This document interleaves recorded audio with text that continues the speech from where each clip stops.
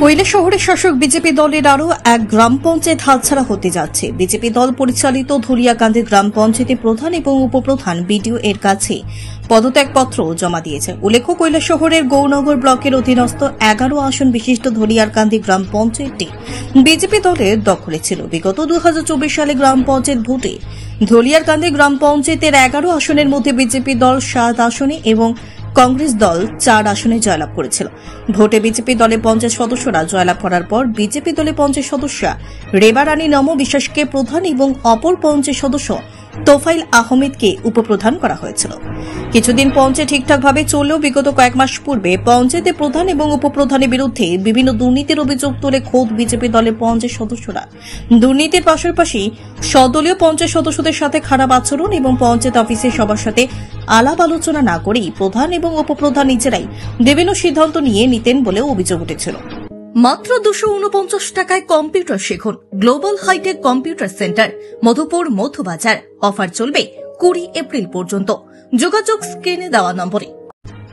স্থানীয় বিজেপি দলের নেতাদের জানানোর পরও কেউ কোনো ধরনের পদক্ষেপ না নেওয়ায় পরবর্তী সময় চলতি বছরের 3রা মার্চ কংগ্রেস দলে 4 জন এবং বিজেপি দলে 2 পঞ্চায়েত সদস্য মিলে মোট 6 জন পঞ্চায়েত সদস্য পঞ্চায়েতের প্রধান এবং উপপ্রধানের বিরুদ্ধে ঊনকোটি জেলার পঞ্চায়েত অফিসার ডেভিড হালামের নিকট লিখিতভাবে অনাস্থা প্রস্তাব জমা দিয়েছিল।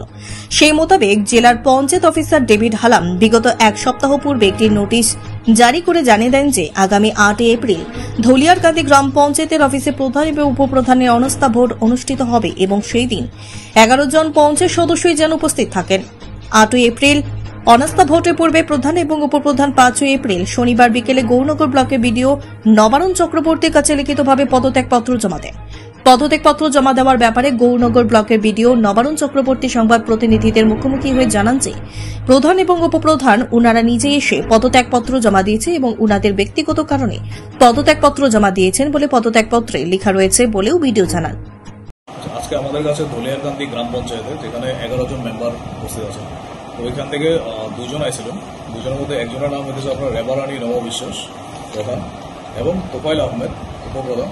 এই 2 জন আমাদের কাছে এখানে একটা রেজিগনেশন বা পদত্যাগপত্র জমা দিচ্ছেন এখানে। এখন আমরা সেটা রিসিভ করছি এই ব্লক অফিসে।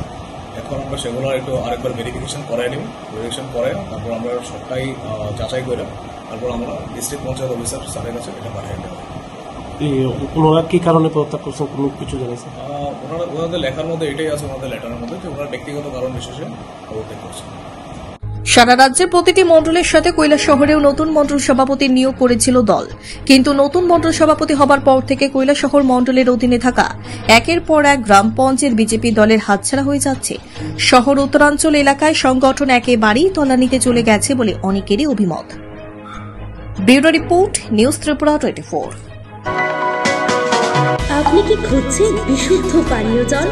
তাহলে আজই বেছে নিতে হবে অত্যাধুনিক প্রযুক্তি ও পরীক্ষা নিরীক্ষার মাধ্যমে প্রস্তুতকারী পানীয় জল একমি।